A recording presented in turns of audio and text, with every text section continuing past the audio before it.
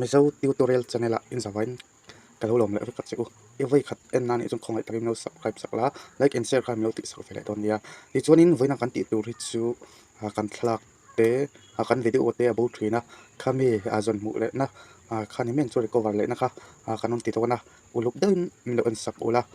kalom hlang ti chuni atop thlengin in lo en don dia chuan in boi lo fang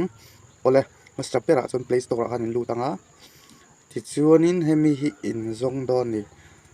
file recovery photo recovery ti hi in zong anga kan download ang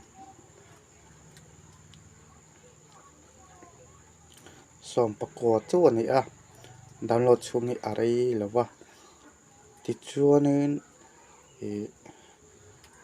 ni khat dana kan lo ti selanga kan chung te hne na mo kan train te hne na ongang khongai takin ka channel hi mi lo subscribe tir ve ram don nia ti chuanin in video du zong te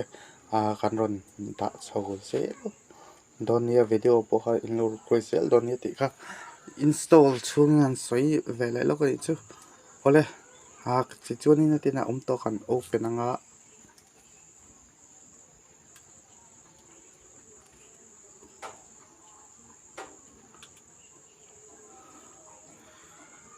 open chung hi arai de uleka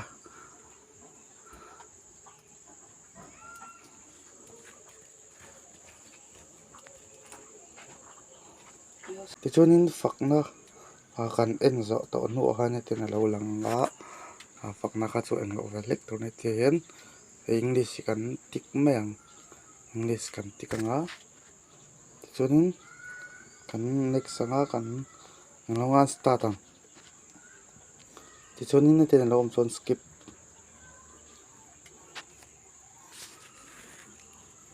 kan metanga ti chuanin hei kan hak le lo kan x anga ti chuanin a recover te khalo lang le ta photo te video te audio te document te message whatsapp message te ka teng khani tra ti chuanin kan du ber kha chu photo ni ta photo ai ngan du tang ti chuanin elo ai kan tikanga ti chuanin apani in oma scan all file ti le scan delete file delete ani chuan ai delete na zo khan noi zo ka in kan delete to kan thil kha bawa khami kan recover don awangin noi zo ka hian kan tiang chuan arai vele lek dona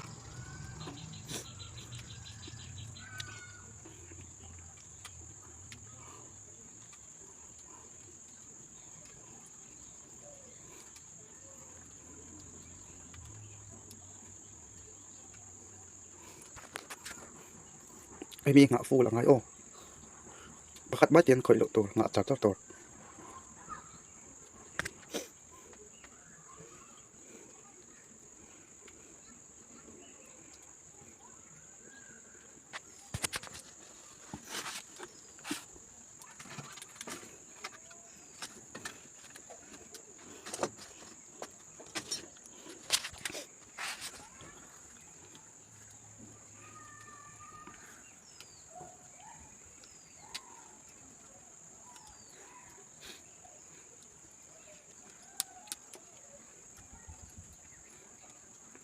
avarai ra uwe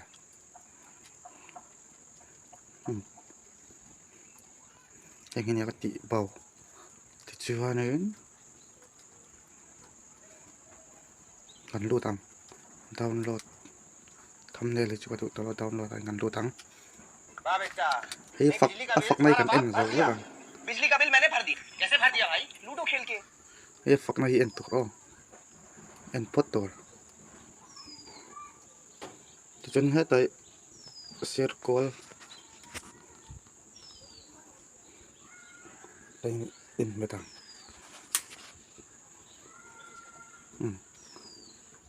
ka en zo mana ame torong lai kan eksanga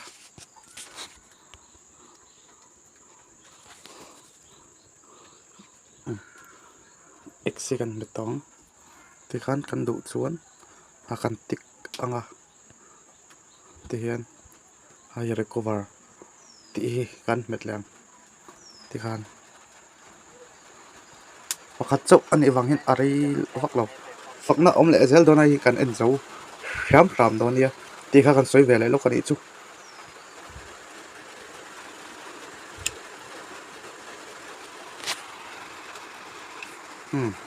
yana zawa kan bek anga ti chuanin gallery in kan en hangong gallery